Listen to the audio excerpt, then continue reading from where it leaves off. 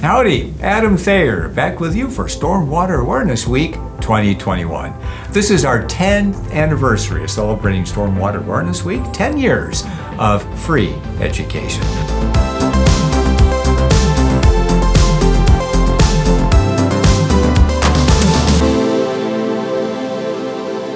Well, once again, now we've got with us, we have Andrew Tarofskas and we have John Tarofskas to talk about what happened during 2019. But first of all, I'd like to ask both of you, why would someone want to get involved with Stormwater Awareness Week? What's the advantage?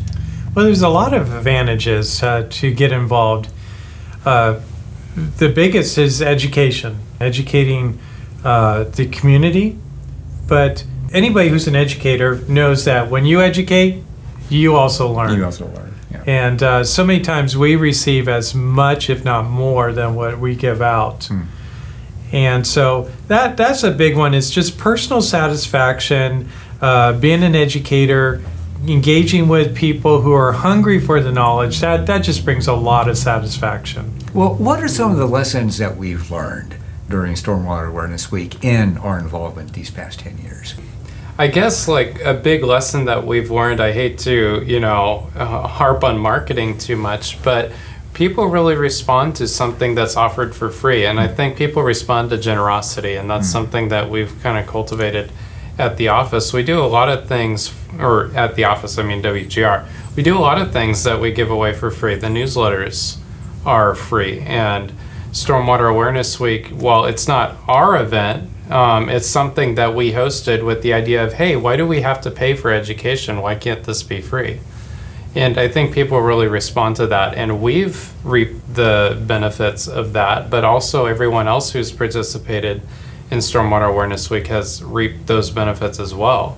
So it's, when you ask why should people get involved, it's because there is something that you get out of this, even for people that are hosting the workshops.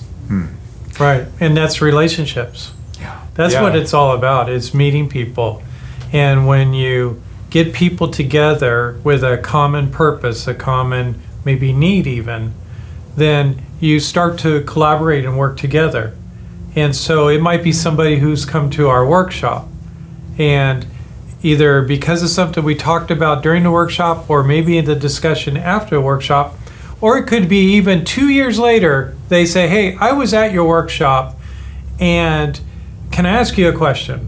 And so by having that relationship, then that's where we get to meet each other's needs and to help each other. And that's the best way to get business, is when you have built that friendship and that relationship, and then there's that confianza, that they're willing to talk to you, and you can then meet a real need that they might have. Yeah. I mean, like I mentioned this earlier, but we've had several clients and projects that came as a direct result of Stormwater Awareness Week. Terrific. And I know of several other people that have participated in Stormwater Awareness Week that have had the same thing.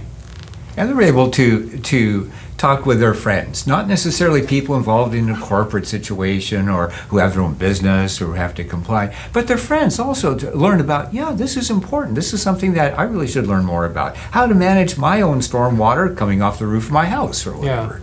It comes down to a very personal level, I can see. Right, and I know not just with the attendees, but even the other presenters. We call it our friendly competitors, 364 days or maybe 51 weeks out of the year we're competitors, but that 1 week of Stormwater Awareness Week, we're working together towards a common goal.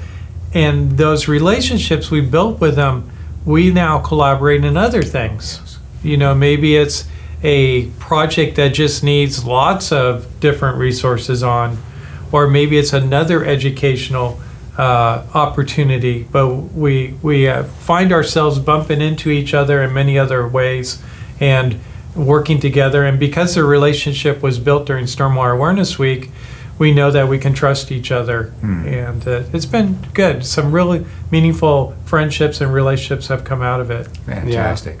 Let's focus in on what the topic was for Stormwater Awareness Week 2019. Let's talk about that. Well, again, we like to have fun. You probably have caught on to that. Orcas in SeaWorld, cowboys and westerns. We like to have fun. Kayaking on a lake. Yeah, but so what's more fun than an airport? Oh, boy. Airplanes. Who doesn't want to be in an airplane? Don't get me there going are about people, airplanes, but, yeah. So we got our eye on this airplane, and we said, wouldn't it be fun to have it even in our promo video? So who first came up with the idea of the airplane? Well, I think it was kind of I think you actually came up with because I don't remember. Because I think, airports, it's a big industry. Yeah. And it was a section of the industry that I, unintentionally had kind of been absent from Stormwater Awareness Week for the most part. And I think there was maybe a felt need on our part of, there's a lot of airports and we haven't done anything. We haven't featured them, certainly, but we haven't really done any workshops at airports. So that might have driven the focus of, I think there's something we can learn. And also the 3 airports that we ended up doing our keynotes at, San Francisco, Stockton, and Tahoe. Boy. Yeah. You talk about a wide range of airports. Well, and a wide range of sizes too. Like San Francisco's huge. San Francisco is what we call a Class B airspace. It's one of the biggest class size airports in the world. Yeah. Well, and then Lake Tahoe's just basically private pilots and maybe a couple Learjets. But absolutely stunning as far as the beauty around it. Well, and then we picked all 3 of those because they have different. In California, we deal with 3 permits, right? Municipal, construction, and industrial, and then regional permits, and then individual permits. But each one of these airports had different pieces that applied to each of those 3 big permits. Different permitting scenarios. Yeah, it kind of fit our goal of what we wanted to do with the event. And also part of Stormwater Awareness Week is always we wanted to have a California feel to it.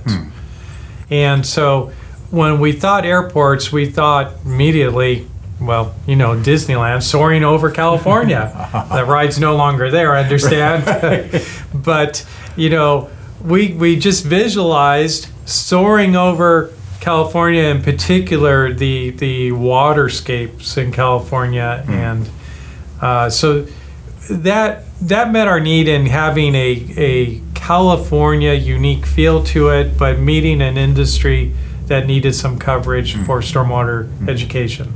Well, as for every year, you needed to promote Stormwater Awareness Week from the airport standpoint, so you had to come up with a promo piece.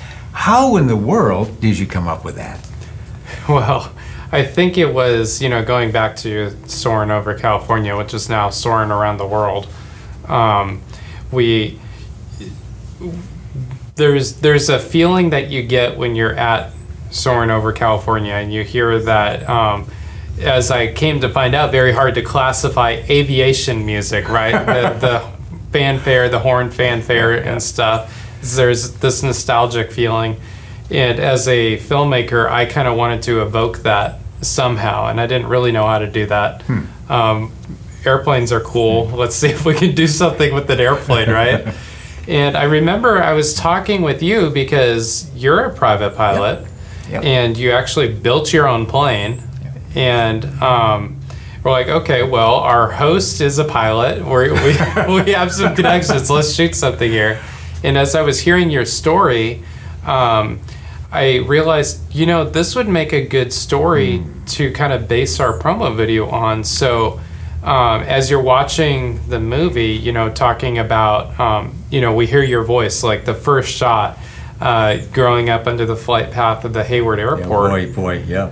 And you got a great memory. And that's your story. That's not, we wrote the script, but that's your story. It's unique to me. And we brought in the little boy to play you, young Adam. Even with red hair? Yeah, with red hair. When I was a kid, that's right. You sure picked our little youngster just great. And his dad, and I'll never forget the point too, because I remember when I was that age, I had my little rubber band operated little balsa wood little airplane, and you managed to find one for this particular shoot. I saw that thing again and going, oh man, this would take me back. So here's the little kid with his dad, and they're winding up the propeller.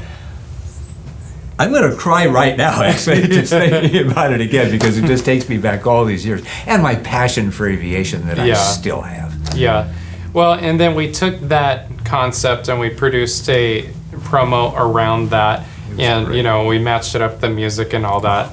Yeah. And we ended up shooting, I think we're going to talk about this later, but we actually shot it on film, which just added to the nostalgia of the whole thing. And I'm really proud of the promo because it reflected what the event was going to be about. And we kind of delivered on that, I think, with the keynotes being at each of the individual airports. Yeah, and so we had actually some connections that you had. That's right. Chuck is a friend of yours. Chuck Orr, that's right. Yeah, and he came with the biplane. Yeah, Great Lakes, beautiful biplane. Beautiful, yeah. And then Mike Flagello lent us the hangar. Yes. He has his own enterprise, his own business that he runs out of that nice big hangar. We were able to close the doors, block off the light, and we made it into a soundstage. Yeah, and he refurbishes classic planes, if I remember right. He sure does. That's his business. And then the Livermore Airport was very accommodating for us, and they were terrific. It was just such a great. So great here I was experience. leading you all out on the runway, out right at the approach end of the runway, and you could take pictures of these planes, filming these planes, just come right smack overhead. I mean, that was the flight path Oh man, that we were on. So do you remember there? I forgot about this story, but one of our camera team, Chuck, we were done with our hangar shoot, and Chuck, we're just standing around. Chuck's like, "Hey, does anybody want to go up for a ride?" Josh, one of the guys on our camera team, was like, "Yeah, I'll go." And I said, "Go for it, Josh." You know, I wanted to go, but I'll take you up sometime. Yeah. So Josh goes, and he and Chuck, we needed a shot of the plane taking off, so we filmed the plane taking off. They leave, and they don't come back. Yeah, that's for like a half hour. That's right. I was getting a little worried. And we were actually like, I think we had the tower on the phone of like, have you seen a biplane? Because they were just supposed to circle and come back, and then they landed. Chuck's like, oh yeah, we went sightseeing. I'm like, they well, had thanks so for telling much us. fun because he didn't want it to stop. So Josh wanted to think, hey, can you go a little bit farther? But Chuck took him out. He had the ride of his life. Yeah, that was pretty well. Yeah. So tell us, what airports got involved for the entire? Well, as we mentioned, San Francisco International. So did you visit? Actually, were you at SFO? Yeah. Yes, we actually filmed on location across the waterway from one of their runways, and it was just a really great interview. Good. They were so accommodating. But as we've been talking about this week, the Stormwater Awareness Week, the most unlikely things happen during this week. And how they happen is we just ask. And people are so willing to get behind this program. I think because it's free. I think because they see our heart in it. Yes. That this is really, truly about education, not some veiled money-making scheme or A marketing commercial. ploy. Yeah. You know, sure, there's marketing in it, but really the heart of it is education. And I think people sense that and see it, and so they jump in with both feet. And all three of the airports, like Mark at South Lake Tahoe, did just a phenomenal job of telling his story about their stormwater program. Well, and he had a really valuable, some valuable insight that probably a lot of industrial facilities relate to is how do you cope with regulations when the cost of complying with these regulations could be more than your business makes in revenue in a year. Yeah, that's a problem. And so just the conflict that they're facing as a small airport, and you know the things that they know they need to do, but you know when they are when they're faced with the cost of $900,000 and they only make $700,000 in revenue a year, what do you do in that situation? So it's just really interesting viewing. Yeah. Very good. So where do you see Stormwater Awareness Week going? Well, We've just accomplished 10 years. What do you see ahead now? you know, one of the things that has been true about the last 10 years is we only see it going through the current year. We're just trying to make it through that year. And then the week after, we start thinking about the next year. Oh, there you go. Well, and we didn't even know if last year was going to happen with, everything that was going on in 2020. And it just worked out that it did happen. But that was kind of we're like, is this going to, are we going to break our winning streak here? Oh boy, yeah. And actually, I would like to give a challenge to the stormwater industry right now. I'd like to use this opportunity to challenge them. WGR has been carrying the torch for 10 years. Gladly. We've enjoyed every minute of it, and we've had some good help. Condor Earth Technologies has been wonderful in helping us. We've had Frog Environmental. We've had, many good. Filtrex, yes. Many, City in of fact. Kodak. In fact, I'm going to get in trouble because I'm not going to list our wonderful people. We've had 20 to 30, probably more, just organizations who have been by us almost every year throughout the event. But here's my challenge. We've been carrying the torch for 10 years. This is our gift to the stormwater industry. I love it. And we want the stormwater industry, if they see value in this event, to come alongside and even take it as the lead. Grow it, make it bigger, make it reach more people, become a part of it, and really own it. We by no means claim sole ownership to this. We really believe that the entire stormwater industry owns it, especially here in California.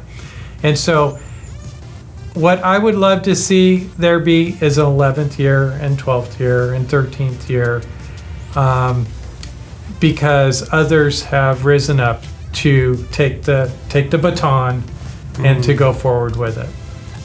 Thank you for sharing that. Yeah, 10 long years, 10 wonderfully productive years of Stormwater Awareness Week. And here's to another 10 more. We hope that we've been able to help you better understand Stormwater Awareness Week, the impact that it's had on local communities, and what a joy it has been being a part of it. And a joy visiting with both Andrew and John as well. Adam Thayer with you here for Stormwater Awareness Week 2021.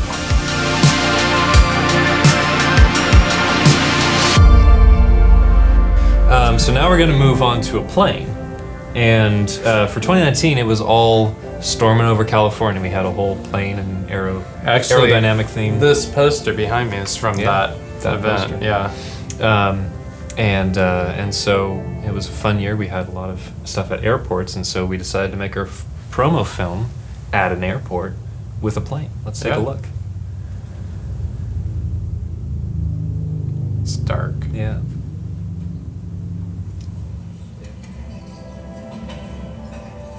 It's such an epic shot. Every time I drive through the airport gates. Back to dramatic. Aviation has been a lifelong dream for me, ever since I was just a little boy living under the flight paths of the Hayward Airport. I dreamed of the day. The colors are just Had my own airport. so good. You shot this on film, right? We shot this on film. Playing in their front yard. What was the reason behind wanting to shoot it on film? I think I just wanted to shoot on film. Yeah, just as a fun thing. But it looks so good. There's like the guy rolling a plane out of the hangar. There's no reason it should look this good. So Adam actually is a pilot, and I think that's a friend of his, right? that's right. I forgot that Adam is a pilot. Yeah. He actually built his own plane. Yeah. That's not his plane, but that's his friend's plane. Yeah. Chuck is the Chuck. name. Chuck Orr. But yeah, that's Adam actually taxiing down the runway and taking off. And this was a long, hot day, wasn't it? I just remember getting like super sunburned. It was out there. really hot. And you can see, wait for it. I take my eye off the viewpiece, and there's a little flash on the camera. I love flying. Oh, that wasn't too bad. I might have taken it out. You happen to truly experience So we actually shot all of these shots, we shot these on a stage. This is all poor man's process, so we had a rear projection. You didn't put it on the plane? No, it wasn't. We had a drill hooked up to the camera that would shake the camera to make it look like we were flying. Really? In case anybody gets excited, this is stock footage. Yeah. So We didn't go there. We just made it look like, this is really pretty though. This is not stock footage. Yeah, you can learn a bunch of stuff by watching videos, but there's something to be said about learning with your hands. Oh my gosh, the film looks so good. Preferably with someone there to guide you along the way. That is what Stormwater Awareness Week is all about. Hands-on. This was so hard. And this year's event is one. Oh, we were losing the light, and we did 3 takes, and it was so stressful. The lines kept getting forgotten. Municipal, industrial, and construction matters as well. And we actually That was dubbed ADR, over Yeah. this take, and we got away with it. Nobody noticed it, but Adam said something incorrectly, and we just dubbed it over. I'll see you there.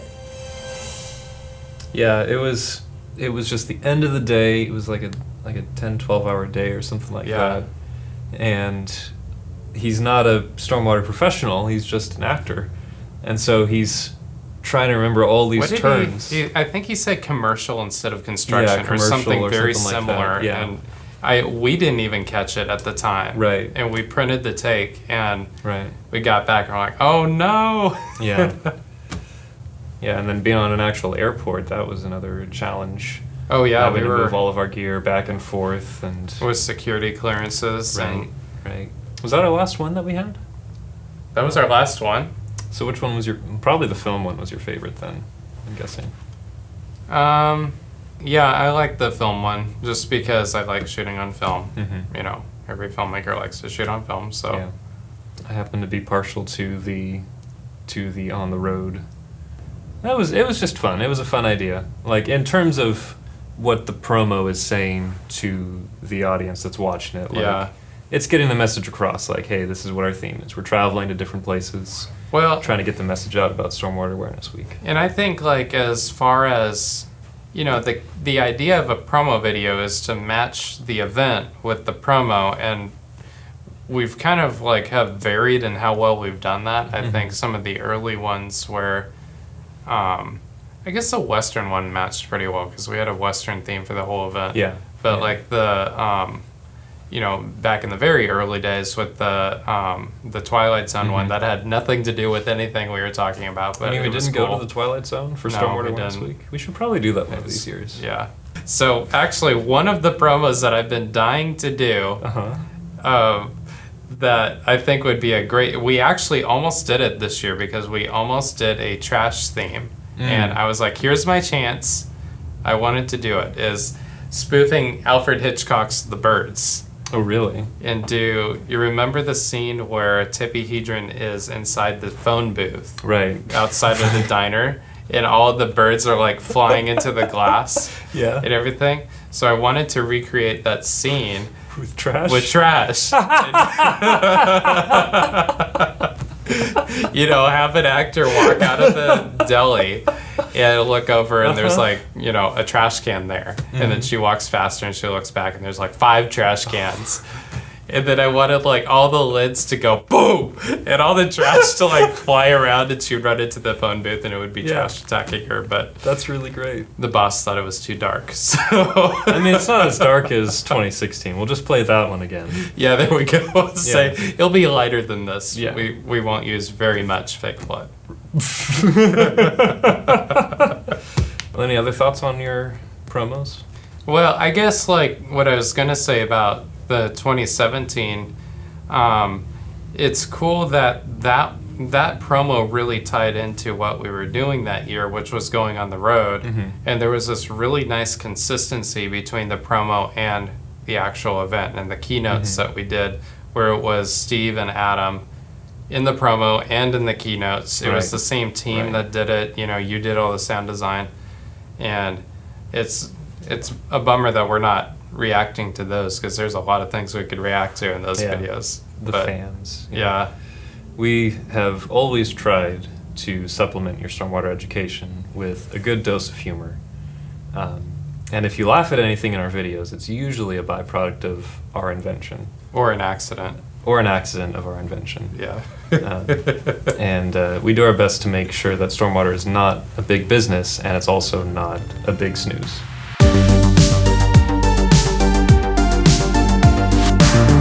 I want to talk about 2019 because this was this stellar year for us. Fantastic project because we actually were able to shoot on film this year.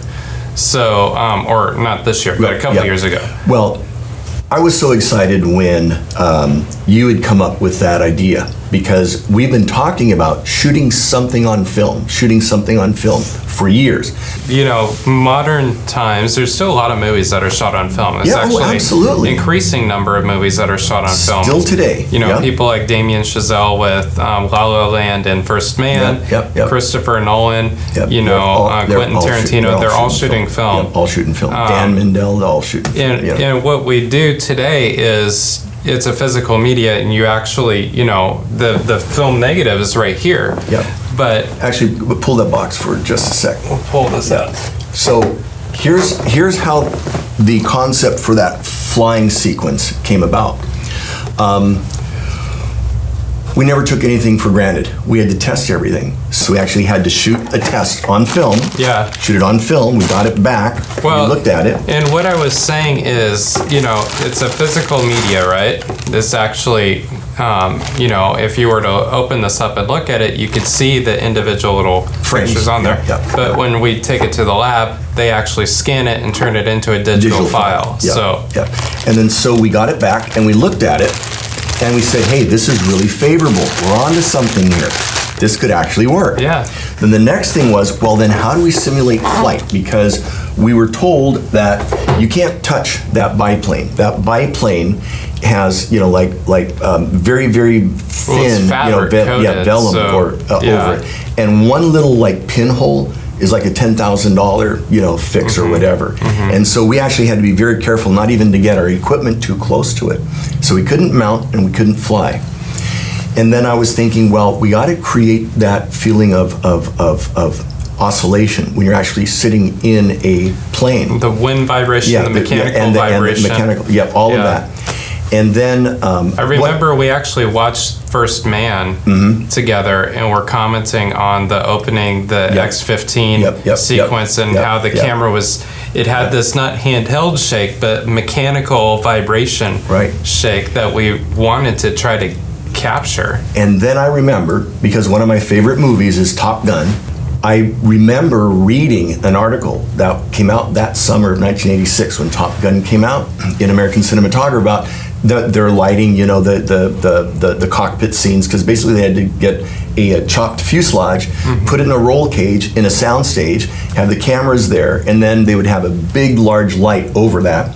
And then, of course, when they would bank left or bank right, it would look like they're banking, the sun would stay. It's all real in-camera effects.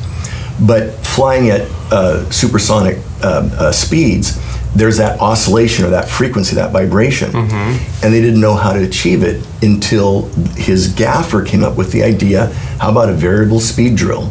Put an offset bit on that, and then tape it literally to the riser underneath the camera that's on the dolly. And then looking through the eyepiece, he would increase the revolutions of the drill until it would vibrate, you know, just perfectly, consistently. And then they would just lock it in, and that would be the vibration that they would, or the oscillation that they would get on the. So when you're looking at the film, you feel it, you sense it, but it's not obvious like this, but you know it's there. So it's like, let's do that. So I grabbed my cordless DeWalt. I said, I have an offset bit at home. Let me go. I ran home, got the offset bit. So I literally would tape the drill onto the back rails, and then you're holding the camera. And we were looking at the monitor. I'm starting to. I remember the first time I turned on, I was like, "Whoa!" You're like, "Hold on a second." I mean, there's sometimes I couldn't even look through the eyepiece because it was moving all over the place. But then we found that sweet spot. And it's like, that's it. So then when we shot the flying sequence, we were actually in an aircraft hangar there at Livermore Airport. We had the same rear screen, you know, rear screen projection system, the projector and the screen. You're going very old school with that. And then we lit to match our background plates. So we were lighting inside. We had a wind machine and a smoke machine, so we had the clouds, you know, blowing past them. When we were shooting it that day, you had also made I kind of observed it where we were thinking, you know what, it's going to be a miracle if this stuff even turns out. Because what we actually saw with our own physical eyes, It was just looked really bad. well, because the plane is huge, and we Yeah. had short of bringing in a generator and a lot of lights, we Yeah. were basically burning every light that we could. Yeah. And it wasn't enough. Yeah, and we were concerned. We were concerned, but because it was film, I was hopeful that Yeah. we're gonna be blessed. Yeah. And then we got the dailies back, so I didn't have to. It looks perfect. I didn't have to It was grade anything. fantastic. It was fantastic, Yep. and I was so thrilled about that. It had that feel of Yeah. what we're trying to do with the whole, film and cinema, Yeah. and how we were able to really pay homage to just a really great piece of California. Yeah, and I think we'll continue, as long as Stormwater Awareness Week goes on, we'll continue doing callbacks to classic cinema and, the things about the entertainment industry that get us excited, whether be that Disneyland, the Soaring Over California queue, like you mentioned, or, I can't tell you how many times we've talked about classic cinema as we're working on these projects of let's do something like David Lean did in Lawrence of Arabia. Yep. Or let's do something like Steven Spielberg did in Empire of the Sun. That was one that we talked about a lot. Yeah. There's so much love that we put into these projects because of our love for visual, storytelling. I want to do some more cinematic. So we'll see stuff you guys for next Stormwater. year with the Hitchcock Oh, theme. absolutely. It's going to be just amazing. So it's been great working with you these 10 years. Yes. You've just done amazing stuff.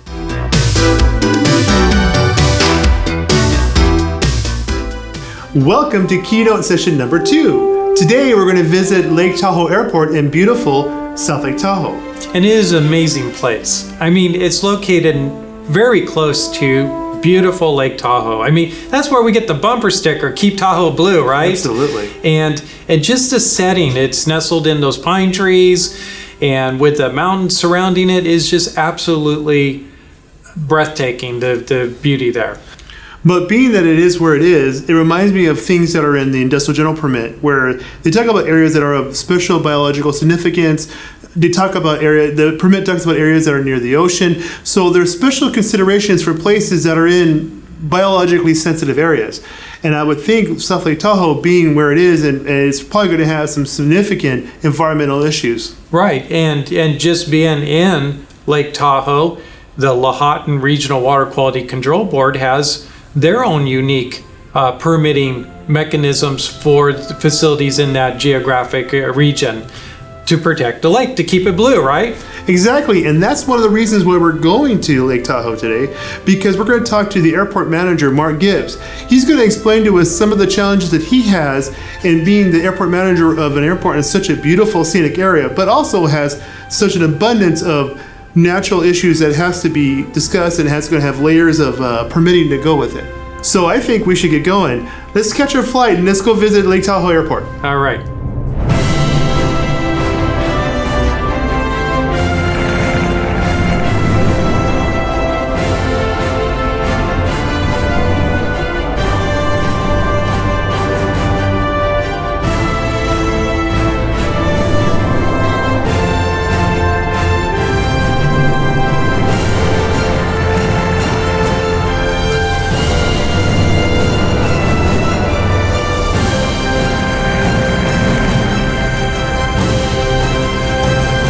Yes, my name is Mark Gibbs. I'm the airport manager here at the Lake Tahoe Airport. Lake Tahoe was constructed in 1958 as part of preparations for the 1960 Winter Olympics that were held in Squaw Valley, which is just north of us here in Lake Tahoe. Really?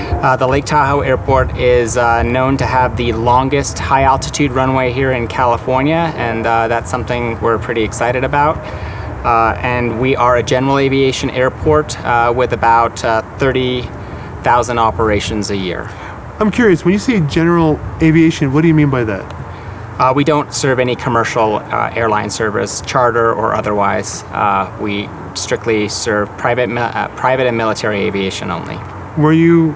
Did you serve commercial here at one time?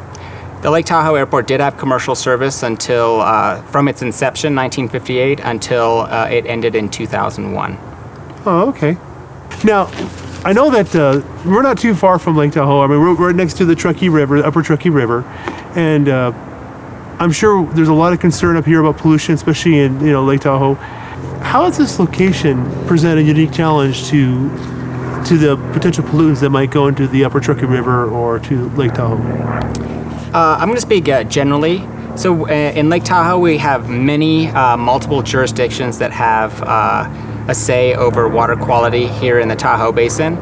We have our Lahontan region of the State Water Control Board, as well as the Tahoe Regional Planning Agency, which is unique to Lake Tahoe. It's a bi-state compact. There are not that many in the United States. And we also have our own city requirements as well. When you have multiple agencies with jurisdiction over a particular entity, each one of those agencies have a slightly different mission, and they pass regulations that are intended to have a positive impact on the environment. And they all come from a place of trying to do the right thing. However, sometimes when all these regulations start piling up on top of each other, from the FAA's requirements for stormwater to that of Lahontan, it's sort of like analogous to medicine. So, one type of medicine might be good to treat one particular thing, but if you start piling on different types of medicine into the patient, those medicines may interact negatively and may make that patient sick, or may in fact kill that patient. And so the case here, the challenge here at this particular airport is that we have a lot of regulations that are overlapping each other, that are making the cost to do the right thing prohibitive for a small airport. So just for example, this small general aviation airport brings in about $900,000 in revenue a year. And we have a stormwater conveyance system and structures that really haven't ever been properly maintained. And the reason why they haven't been properly maintained is that for the airport to meet all of the permit requirements of all these various different agencies, it would be unbelievably cost prohibitive. Just to do, for example, the NEPA and CEQA and TRPA permitting for cleaning out our stormwater drainage system, which runs right along the western side of our runway, the full length of the runway. Right. The cost alone is $184,000 just to do the permit. So when just think about the numbers. When we're a small airport with only $900,000 in operating revenues, and we're having to pay out that kind of money to do the permitting right and do the environmental analysis in this area, it just doesn't pencil. We can't afford that. And then when you pile on the cost for the engineering design and then the compliance, as well as the actual removal of sediment from our stormwater conveyance system, we total out at about $695,000 because we have to remove that silt out of our stormwater system and take it outside of the basin. So in effect, our stormwater conveyance systems are now about 50% capacity of what they were originally designed for. And that creates a unique set of difficulties for the airport, because as we move into climate change and we have more severe peak water flows than we used to have, we're experiencing flooding on the north end of our airport, especially on our apron. So instead of improving water quality, water is now infiltrating up to hangars and maybe in the future flooding hangars where hazardous materials are stored, where oils and other things may be present, as well as on the floor. Right. And then those are directly depositing into the lake. So we have that unique challenge in how are we going to fund this? How are we want to do the right thing. We understand we want to do the right thing. And the FAA is telling us that we need to maintain our stormwater infrastructure, do preventative maintenance, except to do those preventative maintenance activities, the costs to just permit make these unfeasible for a small airport or really any small business trying to do work here in the basin. And that's the rub. It kind of makes the patient, in this case, sick or frozen, and it's unable to effectuate positive change. You mentioned several permits, and one, I'm not sure if you mentioned it, was the Industrial General Stormwater Permit, which I know you're under because I help you with that. But I also know that your water quality from the permit's been quite exceptional. In fact, we had several voluntary pollutants that we were able to remove from your program because they came back not detected in your Correct. samples. So apparently, even though you haven't had a chance to do a lot of maintenance on your system, it's doing its job. It's helping to pull out pollutants that are there. Absolutely. So it is doing its job, but your concern really isn't what it's doing right now. It's what could happen. Is what you're saying? This is a slow-moving issue because over time, the stormwater conveyance systems are filling with silt and organic matter. Right. And so as we get more and more siltation taking place, as long as we don't address the maintenance, eventually the flooding risk continues to increase and affects more of our industrial areas on the airport where there are oil, spots, where there are hazardous materials being stored, and also the effect of that, because our stormwater conveyance system is at 50% capacity, that water during a peak flow event is now being pushed downstream and putting more stress on meadow and ecosystems as well as properties down towards Lake Tahoe itself. So while maybe not just specifically an environmental issue, it can become an environmental issue when you have more pronounced floodings in areas that previously didn't flood, and you're putting more stress on your wetlands and environmental mitigation measures downstream. So it's all part of a symbiotic system. So whenever we're basically pushing our problem downstream by not being able to address it here on our property. Well, one of the questions I want to tap into when we have a chance, basically, is: are any of the agencies showing any kind of understanding of this challenge? Do they understand and at least try to work with you? No, it's a chicken. In terms of funding, it's a sort of the chicken and the egg. So not really. No, they don't really understand how their regulations affect our business or costs, or really how much money we really do make. So when you're thinking about costs that are 15% of your annual budget just to do permitting, no business can rightly, absorb those kinds of costs. And so it becomes really challenging for an airport like this to. Do they expect you to go out of business, or? I don't know. That's why I told you we're frozen and we're not doing any maintenance, because to do maintenance the right way, and that's the only way we're going to do it, is the right way. Permitting, U.S. Corps of Engineers, 401, 404 permit, the whole thing. That's the kind of costs we're looking at, and so we just stay frozen, and we just say, okay, we won't touch it. We won't, need any permitting, and so as time goes on, more and more silt builds up. You see, it's kind of like a little wetland. Then we got the yellow legged frog, mountain frog in there as well, which is an endangered species. So there's all these layers of costs that add up that then become to the point where we're just like, okay, we can't afford it, so we're gonna kick the can down the road, hoping that the airport will, or the regulations will change, or in a catastrophic event, we then turn around to FEMA with 75% reimbursement and say, okay, we had catastrophic flooding, and we'll have the federal government help us. But that is a really sloppy, lousy way to do business, because you've already had the event happen and you're now remediating negative environmental impacts after the fact because you weren't able to do it beforehand because of the cost. And environmental impacts because of the overlapping regulations, which are piling on the additional costs. Yeah, they're just all these regulations, all these requirements add cost, and so when you total up all the compliance requirements, and the dollar figures is huge.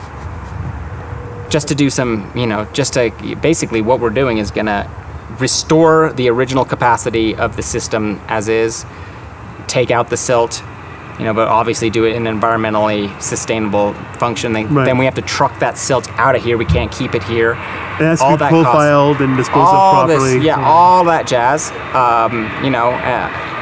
We have, and that's without any public opposition or, that's an EA. And you expect public opposition? Who knows? This is Lake Tahoe. Who knows? So, could you give me a little detail if you were able to get the financing to be able to do the maintenance properly, as you said it, what would it entail to do the maintenance on your conveyance system? So we did a wildlife hazard assessment through an airport wildlife biologist in 2015, and they identified that our particular site is a potential site for the yellow leg mountain frog, which is an endangered frog that lives here in the Sierra Nevada mountains. Obviously, the frog is living in our stormwater conveyance systems, so in order to overcome some of the CEQA requirements, we would require an airport wildlife biologist to first ascertain where the frog is, if the frog is there. And the frog likes to burrow in the summertime season, in the drier period when you actually want to do the clearing of the siltation, obviously when the water flows are at the lowest, in the mud of the stormwater conveyance system. In the silt that you have to remove. It becomes even more difficult because you're trying to, usually the way that they find this frog is by the frog calling out and auditorily trying to find the frog. Because once it's buried in the mud, it's buried in the mud. You're not going to be able to ascertain where this frog is. So that adds time because now you have the wildlife biologist trying to find out where this frog is during a wetter period when it's out making noise. And then during the drier period, knowing that it's there and having to then relocate that frog before you can obviously take any action to clear it out, because obviously we don't want to kill the frog since it's already endangered. And then finding a suitable location to relocate that frog in a correct environment so that it doesn't adversely affect that frog or frogs, depending on how many we have on the property. So it's not just a simple matter of digging out the conveyance ditches. There's a lot to go to it. You have to have biologists check it out. And then also, I know you have different permitting. I know you mentioned a 401 permit, different things, that permitting aspects to it. Also, the silt that you pull out, you probably have to have that profiled and then shipped off site. So there's a lot of unique challenges just to digging a ditch. Returning the ditch to the capacity it was originally. And so it's not just a matter of digging a ditch. There's a lot that goes into it. Right. Yeah, I mean, you mentioned biologists, and I'm sure you have different things in protecting that when you do dig it out, that the pollutants don't get mobilized into the storm drain system. Absolutely. So, and then picking the right time of year, because the airport is located in a meadow, so the meadow environment has a very high water table. We have a lot of water content all around us, so there's multiple things that you need to do, which add complexity to this type of project. Which is why just a simple cleaning, a maintenance activity, it costs just under $700,000, which is an astronomical amount of money. But that's because of all these complexities multiplying as a factor and making it more expensive and complex. We have tried to seek some funding from the FAA to restore our stormwater capacity. We applied for a grant. However, the FAA's position is that we should have been maintaining it all along, but then we go back to try to maintain it is cost prohibitive. So now we've let this problem fester. Now that it's a substantial cost, almost $700,000 to address this issue, when an airport's only making $900,000 in revenue a year, we just can't solve the problem. So we have this chicken and egg kind of conflict, and we haven't had any regulatory relief from our agencies up here, especially when the Upper Truckee River already provides the vast majority of silt that is entering in Lake Tahoe. Oh, okay. And so it already is a red flag, a concern for our regulators, and rightly so. So, their ability to ease restrictions on and costs for permitting aren't in place because this river obviously is already of environmental concern and negatively impacting the water quality of Lake Tahoe. Well, that was really, really interesting. I noticed that Mark was talking about other permits. What exactly other permits do you think he's referring to? Right. There's a lot of other regulatory required permitting mechanisms that are needed beyond just the construction general permit or the industrial general permit. And that was what Mark was referring to when he was talking about all these things that are making it cost prohibitive. For one, you have the 401 water quality certification. That is a Clean Water Act mandated permit mechanism that is administered through, here in California, through the State Water Board or sometimes the regional water quality control boards. And that is for necessary when you're going to do work in any waterway. That could be over water, it could be in the water, maybe putting in pilings for a bridge or something like that. It could even be in a seasonally dry creek bed, putting in a culvert. Well, I've seen projects like that, and they have a lot of precautions they put into place. All those precautions must take time and money and planning. And that all that gets spelled out in that permit. But that's only one. Yes. It comes with what we call a twin permit, the 404. So the 401 Water Quality Certification, and you have the 404 U.S. Army Corps of Engineers permit, sometimes called a dredge placement permit. Now, they're not going to do any dredging, but anytime you take materials out of a waterway or put materials into it, you're also going to need this 404 permit by a different agency, this time the federal government, the U.S. Army Corps of Engineers. Yeah, so there's a lot of permitting that goes in the different layers. And that's not it. No. You have the California Department of State and Wildlife, who also have their permitting mechanism, and this is usually the expensive one.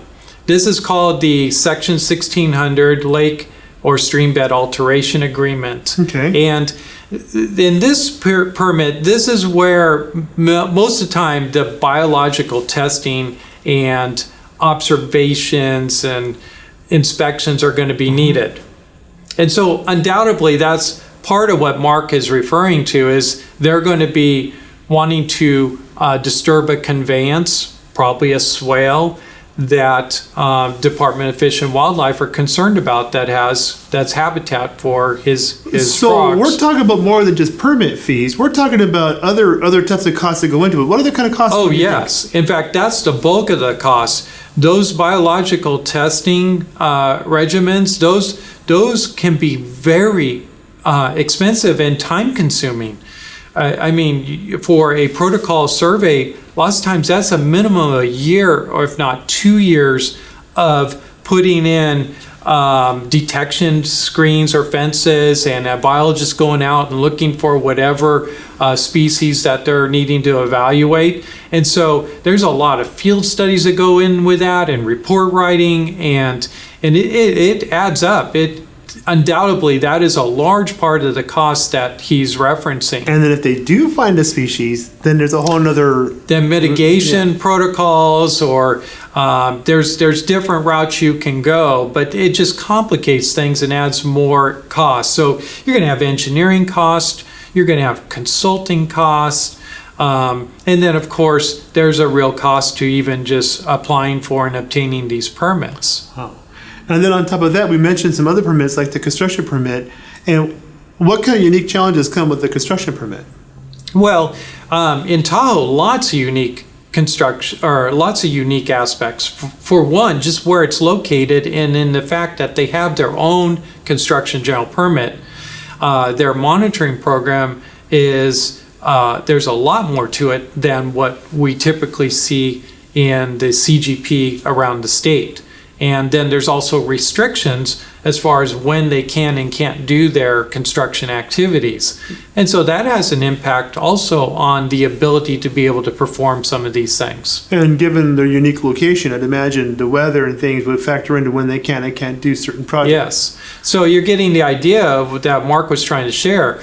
Very expensive, time-consuming, and a challenge to make all of these pieces come together so that they can do their desired operation to maintain the system. Talk about bringing all the pieces together. So it's not just about the expense of the permits and things, but also it must be an awful lot of planning, and even the planning in of itself would probably have a cost, I would think. But what kind of planning do you think would have to go into all this? Well, as we mentioned, you got your biological surveys, but you also have your engineering support that's needing to happen. And then water quality studies need to be done. Also looking at TMDLs and 303D listed items. And then being that they're in Tahoe, there's one more agency that they have to satisfy, and that's the Tahoe Regional Planning Agency, or TRPA. Okay. And they have their own permitting mechanisms on top of all the other things that we already talked about. So a lot of planning needs to go into this.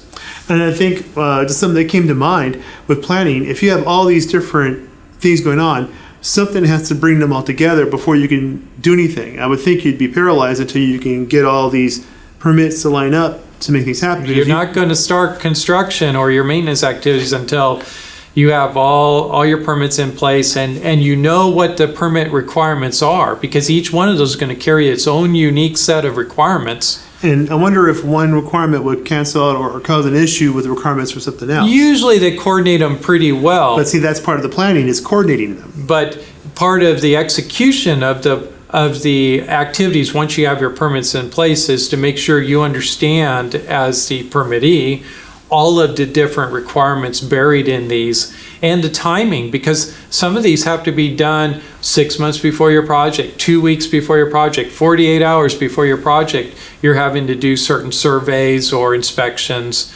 and so a lot of coordination is needed. Talking about a unique location, one thing that Lake Tahoe has that a lot of places in California doesn't, and that's snow. So let's go back out there and hear what Mark has to say about the challenges that come with dealing with the snow. Well, California isn't necessarily known for its vast amounts of snow and weather, but you're in another unique position because you're so high up here in the Sierras that you do get a significant amount of snow and ice and things during the wintertime. How is having prevalent snow and ice here during that time of year affect your stormwater management program? Yeah, it has actually two major effects. It really limits the amount of time that we can collect samples. Obviously, snow is frozen stormwater runoff, but our rain events really are isolated to a very short window, a couple weeks in the fall, as well as a couple weeks in the spring. And that means that our sampling really is isolated to two kind of very narrow windows of time when we're collecting samples. The rest of the time, it's either we're not getting any precipitation and runoff, or it's frozen and it's snow. The other effect that it has, the winter weather, is a classic example is last year. When snow covers the ground, sometimes we're unable to see if a spill or an environmental contamination event has occurred because the snow's covering that contamination. And we had an illegal dumping of a used motor oil on our property. Mm-hmm. Nothing that we can, any property owner can prevent that. If somebody wants to illegally dump something, they're going to dump it. But it is our problem. We don't know when that dumping occurred or how long that oil was seeping into our ground, so because of the winter cover. So that's another complexity that airports that have snow, or any business up here in the alpine climate, has to deal with, is that snow covers up all manner of sin as well. Wow, so you didn't discover that until the springtime? We didn't discover it until the springtime, that's correct. Remember, we had about 6 feet of snow on the ground, in areas that we weren't plowing, so. Wow. Yeah, I think this last February we had a lot of snow. I can imagine. Again, unique challenges for an airport in your location. Or any business, that's for that matter. That's true. Being part of an airport, are there pollutants that you've identified as being ones you're concerned about? And then how do you approach reducing that or cleaning it? Well, typically at an alpine airport, de-icing fluids are a concern because they have a high oxygen demand and biological demand on ecosystems. Obviously, any airport that does de-icing, that will be a very big concern for them, being able to treat that at the source and not allow it to enter into any of the stormwater systems. At Lake Tahoe, remember I told you before that siltation and turbidity in Lake Tahoe is a big issue. Right. The clarity of the lake has been declining historically over time. So fine sediment is a big concern for our airport, especially when we're doing construction projects, even post-construction projects, making sure that before vegetative growth can take back and kind of hold the fine sediments back in the soil, not having those wash out into our paved surfaces and then end up in our stormwater system, or by wind action blow into our waters. And then obviously another big activity at the airport is oil or hydrocarbons. Right. So those are a concern. ensuring that we're using best management practices in storing, as well as when we're actually doing fueling activities or maintenance activities, that spill kits, the correct training are in place, and that the actual activities being done properly to minimize any spills. Or A lot of airports do de-icing on a level that does require them to have additional BMPs and things added and sampling to their airport under the industrial general permit. What would you see would be the best BMP for addressing de-icing and keeping that out of stormwater? Well, the best BMP is to treat at the source. So building the engineering and infrastructure at the airport to actually treat it at a designated de-icing pad that collects 100% of the materials, either through vacuum trucks, containment, as well as you could also use vacuum trucks and some other mitigating measures. But if you want the very best, you're talking about the best, containment and then treatment at the source but that's very capitally expensive. So. And out of curiosity, what would treatment of the source entail? Having building facilities that chemically treat the glycol and then repurpose it. You can reuse that glycol and then discharging the wastewater, but at levels that are completely acceptable for either the MS4 or the stormwater. So I would imagine that's another level of licensing and permitting that would add to the cost. Absolutely, yes. Once again, we come back to the cost of doing all these as environmentally friendly. We do have a de-icing pad here at our airport. We're currently not doing any de-icing activities. We do sometimes during the fire season. We do have either CAL FIRE or U.S. Forest Service assets staged right here. We have actually U.S. Forest Service right here right now. They sometimes clean the internal components of their tanks, their water storage tanks that they use to fight the fires. Any of that that material ends up into our 3,000 gallon containment tank, and we pump that tank once a year using safety clean, and then obviously that's disposed of properly as a hazardous material. Wow. Okay. Well, that's so you do have the infrastructure here for de-icing if it becomes a more prominent industrial activity. Absolutely. Being an airport, there are different entities or organizations that house themselves here, and I'm sure they have different operations and different, perhaps, pollutants that they may potentially have. How does the airport reach out to them and say, hey, here's what you need to do, or what BMPs do you suggest, or how do you reach out to these different organizations to help them reduce potential for pollutants get into your storm drain system? Typically, airports will use their lease agreements as a contractual means to ensure compliance. But education and just reaching out, creating relationships is really important. At our airport, we have overlapping regulations that are kind of addressing some of the same primary source pollutants. We have the spill pollution control and countermeasures plan, which all of our tenants and the airport are jointly under one agreement that the airport sponsors. And so we provide training under the SPCC plan annually, and we conduct inspections of our tenant facilities to ensure that they have response materials and supplies already on hand and stocked properly. And then we obviously, as the airport, overstock supplies in our maintenance building and provided keys and access points for all of our tenants to use. We'd much rather them use our supplies than have to, incur the cost for remediation. And we also have the hazardous materials business plan, which is required by Cal EPA, which also addresses those types of environmental concerns. We're training our city staff annually with that, as well as on the SWIP, industrial SWIP. When we have construction contractors, obviously we're training them on the construction SWIP as well. In terms of ensuring that our tenants are complying with their agreement, we're conducting annual inspections of the tenant fueling facility as well as the fueling equipment. monthly inspections of just all of the tenant areas, just to highlight anything that's really out of the ordinary. So we're kind of continually doing inspections. We're providing training. We're working with our tenants on plans, jointly agreeing to joint plans. So those are some of the ways that we're ensuring compliance. So it sounds like a combination of things. One, you have the tenant agreement where they're locked into certain contractual agreements. Two, you're under the SBCC plan jointly. So again, they're locked into that. But I found key of what you mentioned, maybe I misunderstood, is relationship. You build a relationship with the different tenants. So that way you have a good talking connection. You inspect them a lot, but at the same time, you have a working relationship. They're welcome to use your spill response equipment if they need it.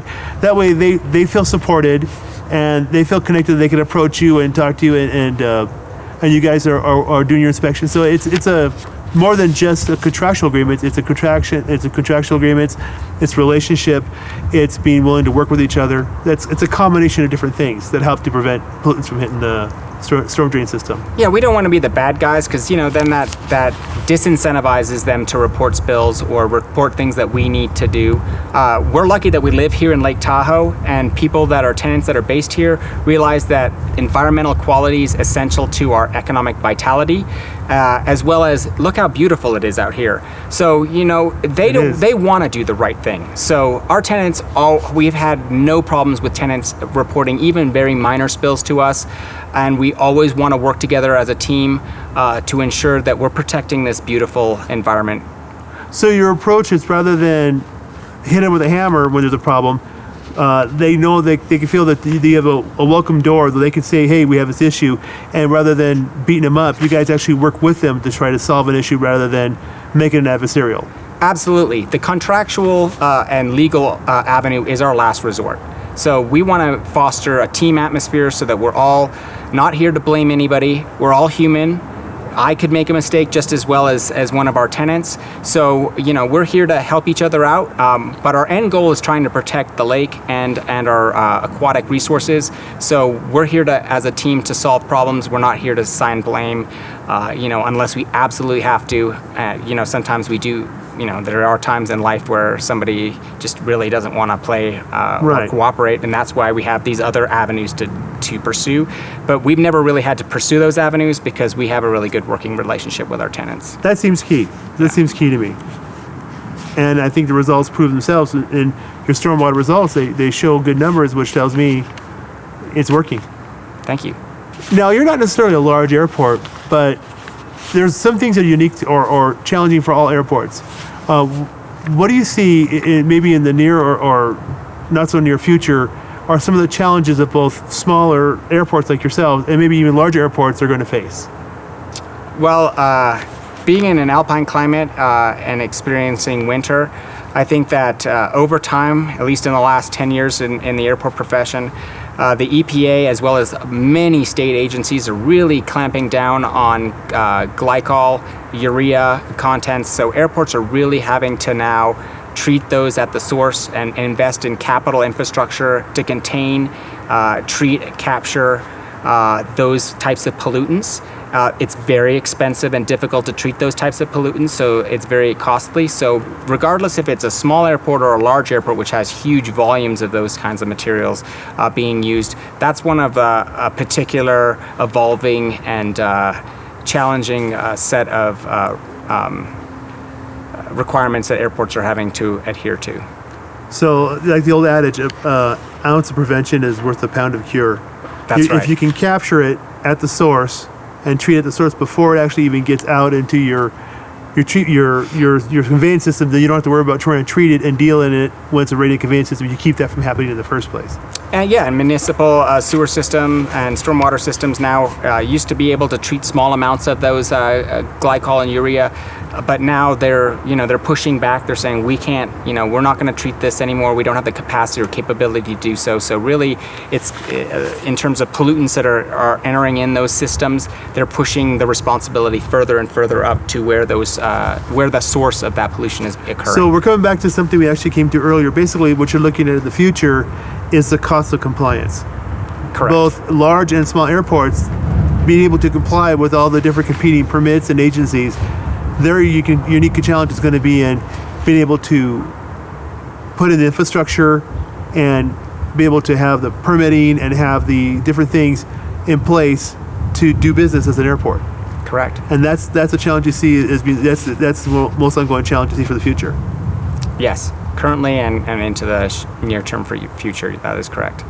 Well, Mark, I appreciate you taking the time to join us here for Stormwater Awareness Week 2019.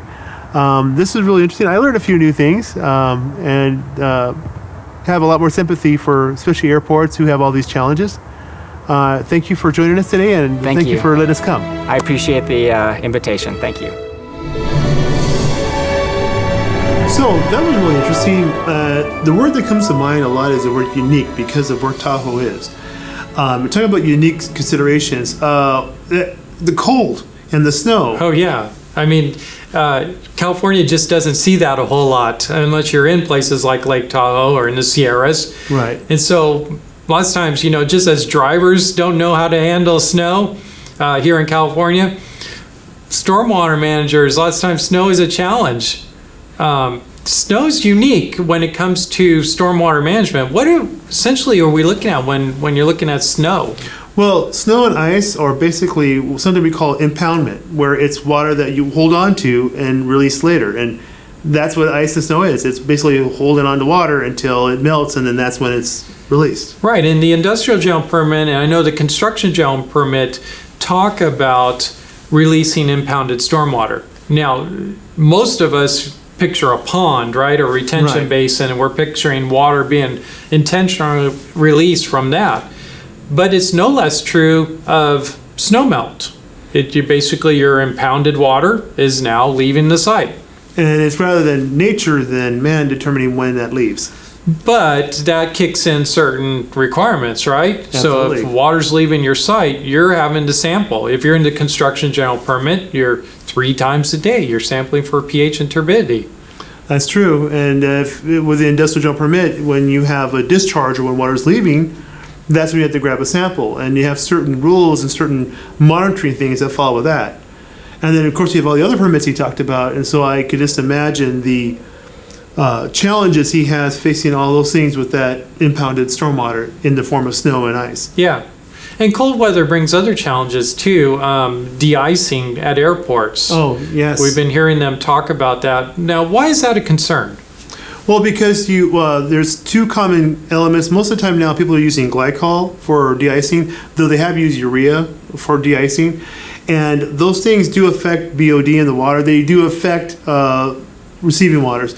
And so what Mark focused on, and I find very interesting, was talking about on-site treatment, capturing it, special things. And if you look at the ELGs, those are effluent limitation guidelines like they have in the industrial general permit, there are requirements. You have structural requirements and sampling requirements for that. So again, that's also cost prohibitive. Right, and so you're going to be applying BMPs, but you're also going to be adding at least one additional analyte, and that would be BOD, possibly COD. And there are a couple others because you're looking to make sure it's not getting into the stormwater. So another thing I noticed that Mark talked about, it's talking about fostering a team approach. Now we're turning the corner talking about the stormwater and the ice to talking about his approaches to working with people. And he talked about fostering a team atmosphere. I found that kind of interesting, unique in his approach. Yeah. What do you think? Yeah, and that's going to be a challenge because as we saw at San Francisco International Airport, there's a lot of people you got to bring on board with your stormwater program. They're not going to know the information intuitively. And so to bring them on board, you really have to make them feel a part of what you're doing. And building a team, I think he said teamwork atmosphere is our goal. And that can be done through different ways, but communication is going to be prime. And I think one of the words that he used, and I agree with, or that he was talking about building relationships. You have conversations. You're not just being estranged from somebody. You try to make a connection so that way when you can talk to them, there's a line of communication that's already open and established. Right. Yeah, you're not the stormwater cop coming in and pounding Precisely. them. You're coming in and saying, hey, here's our challenges. How can you partner with us to make this a successful situation? And those people include your own staff, like your airport staff and Right. municipal staff, but it could include other entities out there, other tenants, and even utility companies. Now, the good thing about South Lake Tahoe, or excuse me, Lake Tahoe Airport in and of itself, is because they're not as large in scope as San Francisco, it'd probably be less of a challenge. You have more of a one-on-one connection.